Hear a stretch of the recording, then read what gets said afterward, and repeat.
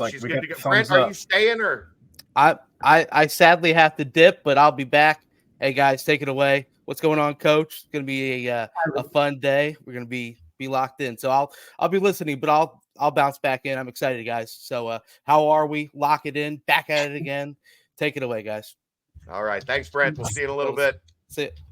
We'll bring in for our first guest. This is a tight race for my daughter's favorite head coach at UC. It's neck and neck between Molly Alvey and Wes Miller. It's a virtual dead heat, but she plays volleyball, so I think you might have a little bit of a lead. Just don't tell Wes. Right, and I think I have a little bit more gear that would fit her a little bit better. Right. So I mean, even if she goes to like Katrina or Abby with women's, those are made long. Like the basketball girls, volleyball girls are tall too, but she's better off with you.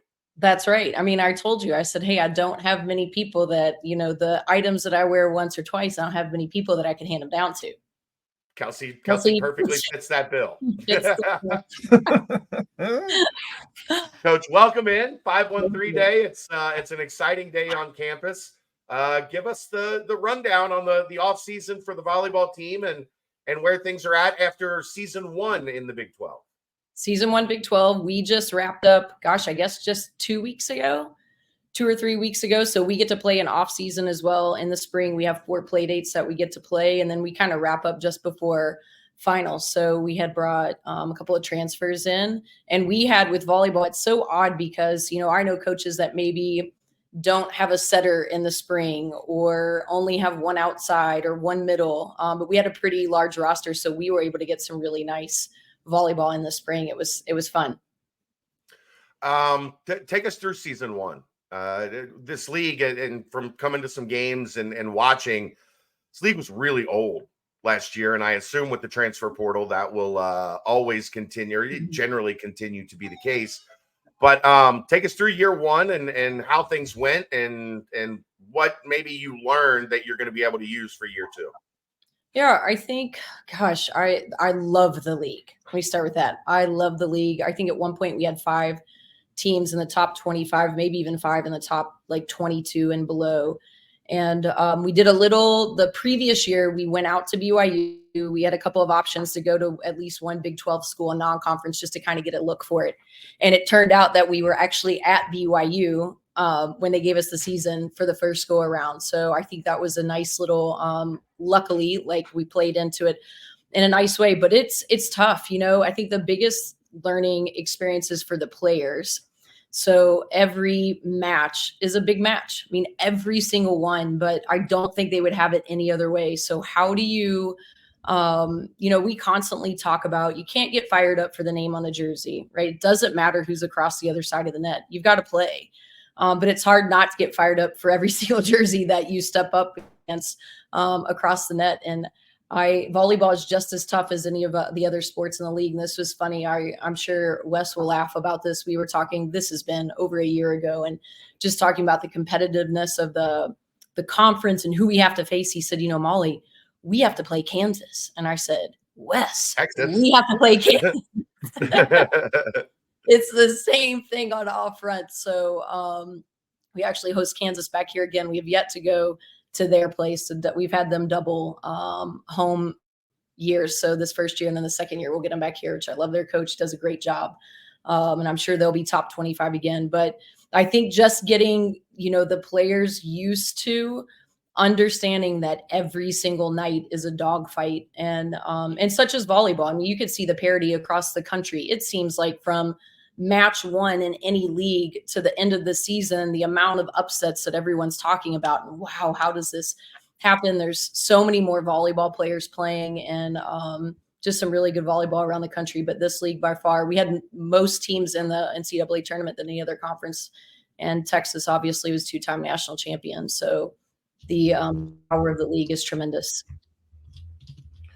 What was it like having a gold medalist or an Olympic athlete that you got to coach? I mean, I can't even imagine what that experience was like, and what kind of, I guess just what have you been able to do kind of building on that and kind of referencing back to Jordan Thompson and everything that meant for your program?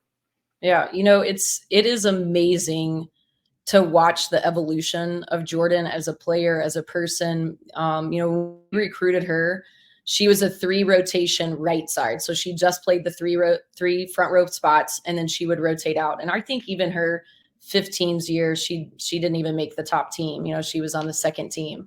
But it all came together for her. And I keep saying with her, there is so much more to come. She is a young player. And I think the best part, and I know that this is a question I get, it's a question she gets.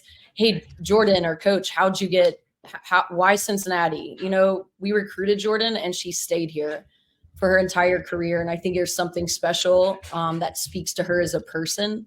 But she really, I think how she has answered in the past, like she felt like she had an opportunity to grow. She had an opportunity to grow and be herself.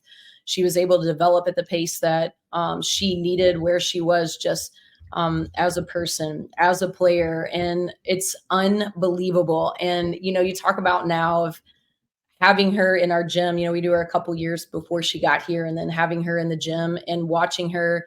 Every kid around the world knows who Jordan Thompson is. Anyone that knows anything about volleyball knows who Jordan Thompson is. And I still think there's so much more room for her to grow as a player. She's going to get better. And the cherry on top is you could not have a better person representing volleyball, but representing our entire university. I mean, she is on a global scale and presents herself so beautifully and poised and confident and grateful and thankful. I mean, one thing you will never see out of Jordan is arrogance ever, and she's so thankful for this university and for her opportunity to be a player here. And that's really special as a coach. It really is. Are you going to Paris? I hope so. So, when we do these silly tickets, you don't pick games, right? So you just kind of get tickets. So there's a little trading that probably will end up panning out, and we have to see when the dates fall. We start our preseason training right about that time. So it's going to be, little logistical thing to figure out, but I certainly hope to be there. Look, I've been a volleyball dad for 2 years now. I got it. You go to Paris. I'll come coach the team for a couple weeks, and things will be fine. It'll be all right. Great. That answers the other question, like going into the second year of the Big 12, right? That makes me feel super confident to kick off the season. I got it. I'm pretty sure I've got the 6-1-5-2 thing figured out. Like, okay, wow. All right. I'm impressed. See, I'm getting there. Tell us about the roster and where you guys are at. I know you went, you kind of zagged while everyone zigged. You went younger last year. A lot of girls got a lot of experience. A lot of women got a lot of experience in the system. Do you feel like now you're getting to that point where, okay, we're a little bit more of a veteran team coming into the season? We do. We have some veterans. Unfortunately, 2 of our veterans last year got hurt. Our leading point scorer, Jaden Boss, of course, got hurt in the very first conference match of the season. At that point, she was second in points in Big 12. She had almost 4 kills per set, and that one really hurt us. And that was our season player, 5th year, just a different air about her in a positive way of, I've been there, I've done this. So we do get older. Abby Walker, now our freshman year, she was freshman player of the year. She comes in with a ton of experience in her final season. Our senior setter, Caitlin will be a senior, sorry. And then we have a ton of freshmen coming in. So it's a little bit of a mix. And it's funny, I've talked to some coaches just out recruiting and whatnot. There seems to be a lot of coaches that are carrying a little bit bigger rosters these days than what we're used to. So we have a blend. We have a ton of experience, but we'll have 6 freshmen coming in. So that's a lot. That you're gonna have to get some color for the hair because it'll go gray quick with 6 freshmen. Right. That's right. And our upperclassmen are awesome. We have a 5th year senior right side, Irba Lazda, that came in from Towson too, that I think has that experience. And, there's just a different poise about your 5th years and even your seniors. They just kind of carry an air about them that lets everyone else, hopefully, those 6 coming in, like, hey, it's all going to be okay. We're in it together. So we rely on our internal leaders a lot to help reduce the grays in my head.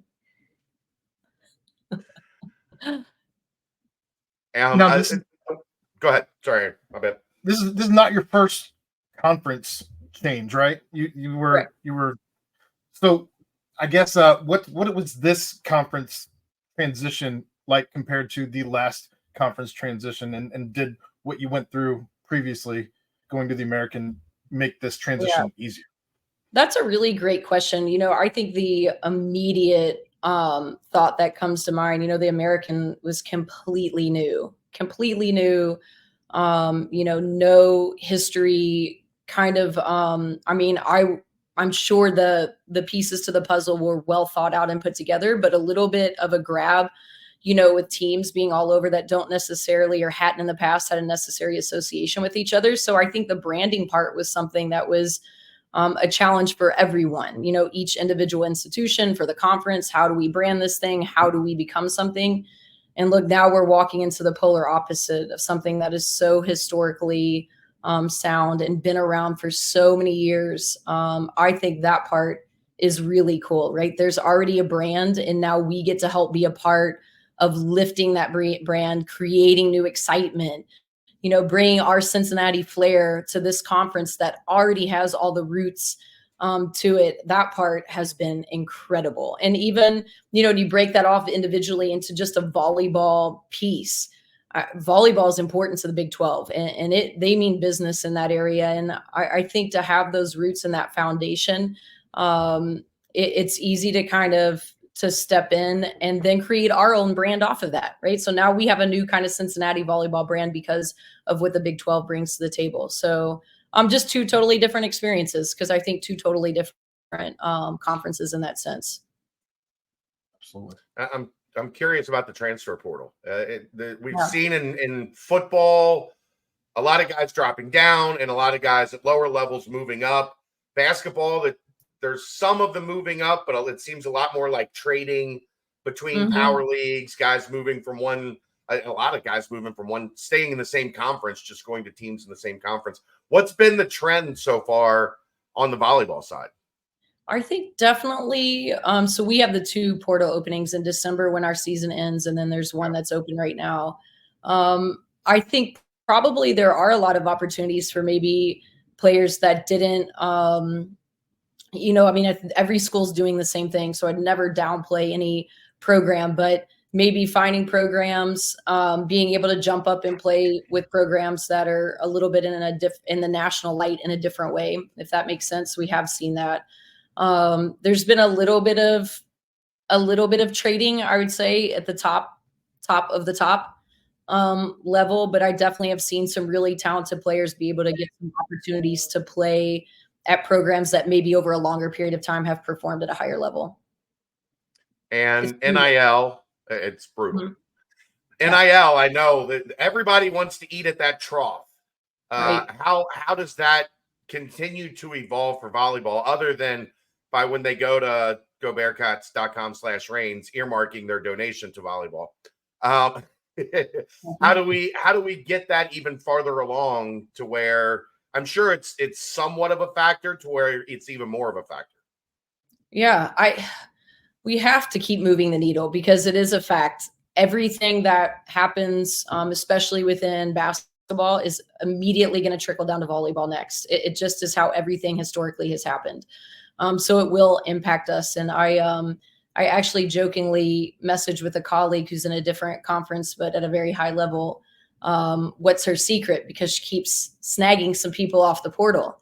And one of her things was she's definitely using their collective, and that's been an important piece in building that program and getting to where it can be sustainable in the conference that they're competing in. So it's real for us. And I think, most of the players that we've talked to, I think it is a piece of it, right? It is a really big piece. So how can we sell? We have a really great Eddie Taylor's been doing awesome. We've been having him meet with our recruits, talk about all the things. We've gotten a lot of national highlights from Eddie and what he's doing down there, and putting Cincinnati in the front of the picture of all NIL. on a national level. That's really important. And I think too, it's coming from a volleyball coach, right? And it is easy to give to football and basketball, and we need people to give to football, basketball, desperately need them, right? Because they're kind of the lifeline to all of us here. The more successful that they are, the more successful my program is, for sure. And we have great coaches that support us in that area. But we need to look out for our other female athletes as well, because it is real to them as well. And they're putting in similar work. They're doing the same exact thing that everyone else is. And so we want to be able to support them in a way that we can. So it's good to have these opportunities to be able to talk about it and talk about all the hard work that our players are putting in, and going to USA tryouts, representing us on a national level, doing all of these extra things to really promote Cincinnati and our entire university. It's awesome. Participating in the Lumbaby games. You got it. What's bigger than participating in the Lumbaby games with the Kelsey brothers? What? Exactly. Right. That was one of our babies out there competing too. Zeta Washington. How about that? Yep. She's a beast, right? Yeah. She is awesome. She is awesome. Coach, you got a question here in the chat. I believe UC is the only school in the Big 12 that does not sell season tickets. Is there any interest in selling tickets to volleyball games?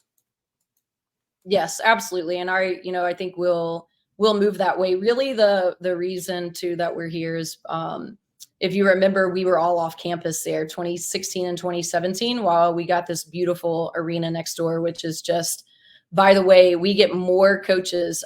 Every single coach in the Big 12 that came here was blown away. It's their first comment. Holy smokes, Molly, this is amazing. You guys have really done a great job here. And other teams that come in, players, we'll see on Instagram posts, when they throw out the random questions, your favorite place to play outside of your home venue. Cincinnati is always in there.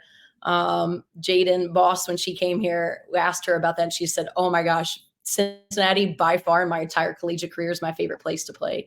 But when we were off campus, we went to the complimentary admissions, remember, for our sports, just to help our fans stay engaged, because we were at St. Ursula while this thing got built. So just transitioning back and getting back into the swing of things. But our hope is to definitely be there with the rest of the Big 12 teams. So this season we're looking at it. I think it'll still be an open event. So let's just pack the house, right? Like, let's get everybody out and pack the house and come take advantage of it.